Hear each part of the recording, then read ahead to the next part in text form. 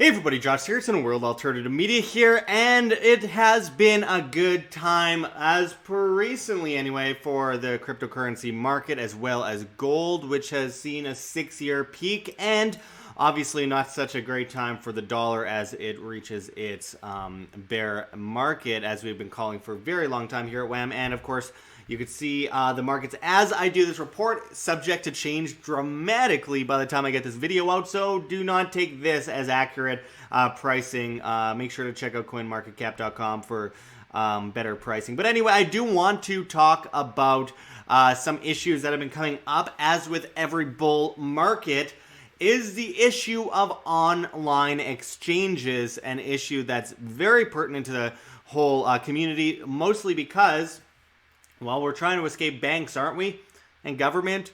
Why is everyone joining exchanges? Well, again, simplicity. People always join up with tyranny under the guise of convenience. And anyway, I'm going to go into this article here out of Zero Hedge, which says, exit scam? Dublin-based exchange Bitsane vanishes with users' funds. Bitsane, that is... no, that's a good title for an exchange. Bitsane. You kind of have to be a bit insane to be throwing all your money into an online crypto exchange, kind of like a bank, but somehow even more volatile. Anyway, as this article goes into, Ireland-based cryptocurrency exchange Bitsane has apparently vanished, taking as many as 246,000 users' crypto deposits with it. The news was reported by Forbes on June 27th. And as it continues, launched in 2016, Dublin-registered Bitsane LP was formally listed as one of Ripple's approved exchanges. A January 2018 CNBC article had also pitched the exchange as an option for investors seeking to trade XRP ahead of its listing on major platforms such as Coinbase. There's another winner.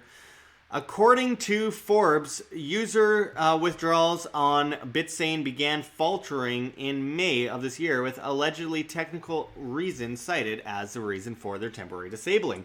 By June 17th, both the Bitsane site and its social media accounts had been deleted, with emails to Bitsane accounts bouncing back as undeliverable. Moreover, neither the exchange's CEO, Adis Rupsis, nor its chief technology officer, Dmitry Prudnikov, could be reached by Forbes during the magazine's investigation into the case. At press time, Prudnikov's LinkedIn profile appears to have been deleted.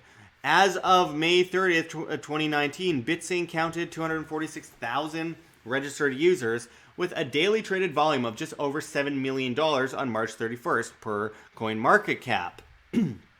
Continuing on, user groups on messaging platform Telegram and Facebook reveal users claiming to have typically lost up to $5,000, with Forbes citing an anonymous U.S. resident who said he had $150,000 in XRP and Bitcoin on the exchange prior to the company's disappearance. Well, that's stupid. Carry on. It says Forbes further reports on a separate firm incorporated in the United Kingdom as Bitsane Limited by Maxim Zmitrovic in August 2017, which apparently attempted to purchase the intellectual rights to Bitsane's code and use it as a basis for its own platform dubbed Asbit. According to Zmitrovic, the firm has assumed the Bitsane name to fulfill a condition set by Bitsane's developers, yet the desired partnership between the two firms failed to materialize. In a blog post published earlier this month, Zmitrovic has vehemently denied any substantive link between Asbit and the apparent exit scam, noting that the Bitsane team has failed to respond to any of its correspondence since April of this year. While Forbes notes that multiple Bitsane users based in the U.S. have reportedly filed complaints with the FBI, solutions for those affected by the platform's disappearance currently remain unclear. Earlier this month, reports surfaced that Polish crypto exchange CoinRoom reportedly shut down its operations and disappeared with customers' funds, having notified users they had just 1 day to withdraw funds before their contract would be terminated. And of course, this isn't the first exchange that this has happened to. We saw what happened with the Canadian exchange Quadriga earlier last year, where the owner, some people say, faked his own death in India, in a place where people are known to fake their own death. And it turns out he was actually a internationally wanted criminal under a different name, and his wife has all this money, and apparently he died without the information or anything written down for all of the people's wallets and crypto. I think Litecoin was given back to some extent, but everything else was lost. Just so crazy. There's Mount Gox, which is one of the biggest one people have heard about, but this is 36 Bitcoin exchanges that are no longer with us. An article from 22nd October 2015. So, again, this isn't anything new. This is an issue that happens a lot. And you could see a whole bunch of, in orange, a whole bunch of exchanges that have disappeared over time. Bitcoinica, Bitsane, Nerex, Crypto Trade Exchange, Intersengo, FXBTC, Bitcoin Brazil, Bitmarket EU, you get the point, blah, blah, blah, Bitomat, whatever. These are all crypto exchanges that have disappeared over time with people losing their money. And it's not surprising. I mean, have people forgotten that these are centralized exchanges, and the whole idea of the cryptocurrency market is to be decentralized and break free from that system? It seems like people just keep forgetting and are doomed to repeat history under the guise of convenience. Again, convenience. This idea that it's so convenient to put money in an online exchange, which it really isn't anymore. It's kind of more difficult than anything with all the KYC and all that kind of stuff that comes in on it. But it's just not true. There's so many better ways to buy cryptocurrency. Actually, someone that's doing a course on that is from Be Your Own Vault, Juan Galt and Anastasia Sergeyevna. Sorry if I pronounced that wrong. Who's going to be speaking at Anarcho Vegas 2019 here in Las Vegas, Nevada, July 21st or July 22nd. Promo code WAM, W-A-M, anarchovegas.com if you want to check that out. But anyway, it's suffice to say, people keep making the same mistake, and I think it has a lot to do with people just being lazy. I mean, these crypto exchanges are repeatedly subject of all these issues. I mean, Mount Gox has a new thing coming out, Mount Gox 2.0. There's a BitConnect 2.0, and people are actually buying. It's like getting on the Titanic 2. Seriously, like I don't know, or working at the New World Trade Center. Yet in this case, these cryptocurrency exchanges are incredibly likely to lose your funds. You are trusting other people with your money like you are with a bank. And you are also just asking for the government to watch everything you're doing and track everything you're doing. It makes your money very, very endangered. And also, I mean, this comes down to the fact that people always blame the cryptocurrency for what the exchange is doing when the exchange is a problem. The exchange is the issue at hand, not the cryptocurrency. It's like you don't blame food in general for yourself getting food poisoning. You blame the restaurant that you got food poisoning at. It just doesn't make sense to blanketly call out cryptocurrency for companies' faults and faults with wallets, etc. So when people say, "Oh, well, your Bitcoin got hacked," well, it wasn't my Bitcoin that got hacked; it was a wallet that got hacked, right? So that needs to be understood by people. But also, I want to quickly mention this other story quickly here. It says crypto exchange Gox Trade, great name, caught using other people's photos on staff page. Like, these people are so scammy. All these huge exchanges are so scammy. Alleged cryptocurrency exchange Gox Trade bills itself as a trusted platform for trading bitcoins, but its staff page is filled with photos of people pulled seemingly at random from the internet. Who comes up with this stuff? The alleged exchange, which claimed to debut in 2017, yet its website is only a little more than a week old, used photos taken from social media profiles and other company websites not associated with the company. Bizarrely, the alleged exchange didn't bother to change all of the names of the people whose photos it used. That's smart, so you can just find it online. Amber Baldet, co-founder of Clover, a prominent figure in the blockchain community and listed in Fortune's 40 Under 40, was one of the people whose name and photo appeared on the site. Fraud alert, I am not a developer at Gox Trade and probably their entire business is a lie, she tweeted on Friday. Like, again, like, can you imagine? Like, not only just faking the pictures and faking the names, but also using the names with the pictures in many cases so that these people could Google their name and see their name pop up on a website and have it traced to them. I mean, it's absolutely ridiculous. And again, who would get involved in an exchange called Gox Trade after the very well-known problem that took place several years ago with Mt. Gox, which is still being kind of figured out to this day? I just think that it comes down to one simple point. Don't put your money in an exchange unless you expect to lose that money, very likely. Trading, I understand. I can see why people would want to keep their money in an exchange to trade. But for a small period of time, guys, I mean, these are not safe places to keep your money. I often say if your money's in the banks, it's not yours, it's the bank's. The bank owns your money with very little promise of depositor insurance.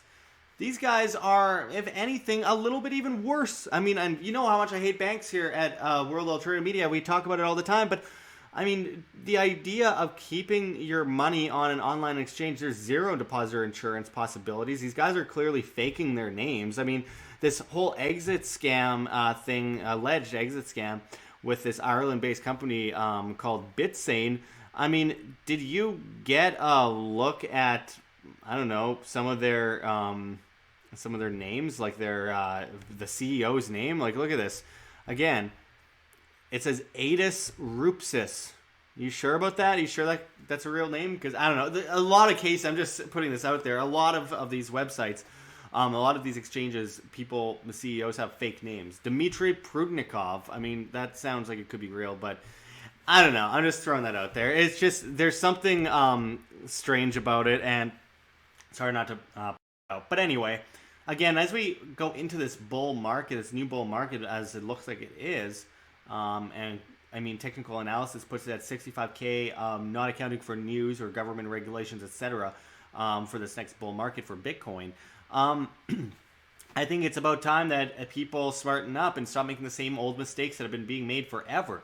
I often say, you know, in 2009, I first heard about Bitcoin, and someone told me, put money into Bitcoin, $2,000. And I'm like, no, I'm not putting $2,000 into magical internet money on a Japanese gaming website. And, you know, I would be a billionaire if I did. But looking back, it's like the chances that that money would have survived all the problems in the early Wild West days of cryptocurrency, which isn't as much anymore, it's very unlikely. So I could complain about not buying in early enough, or I could just be like, yeah, well, it was very dangerous times. It probably wouldn't have even survived all of that. And Mt. Gox and all the other exchanges, like I showed, 36 Bitcoin exchanges that have disappeared over time.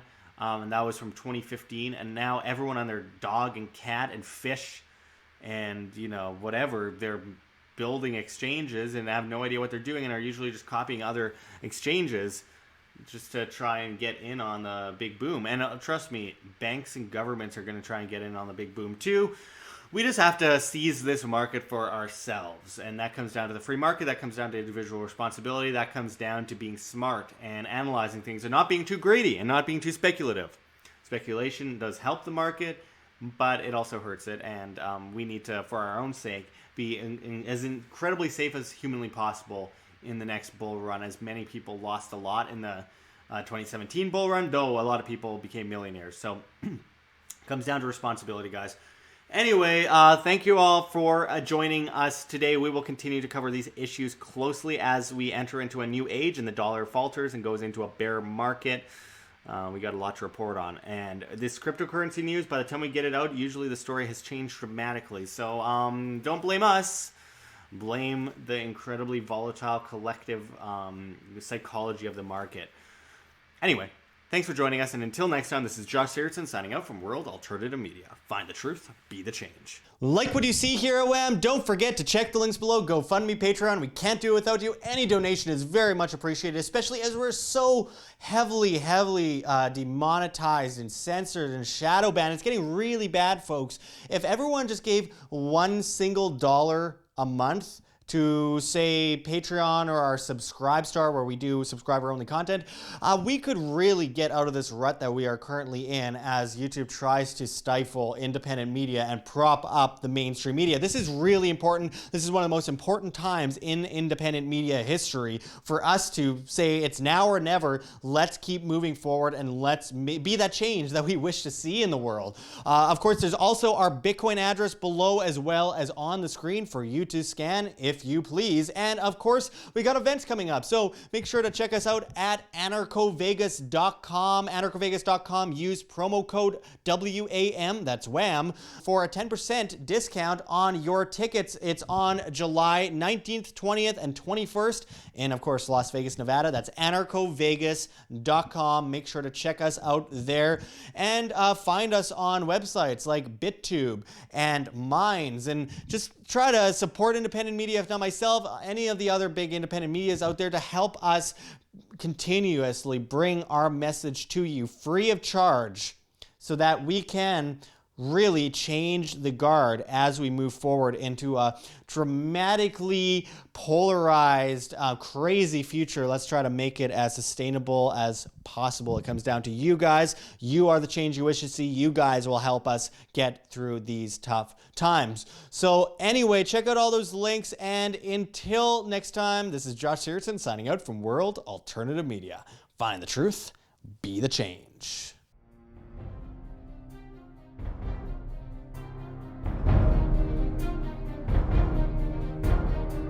I'm sure you have already changed people's minds in your young age because you're involved, and I like that.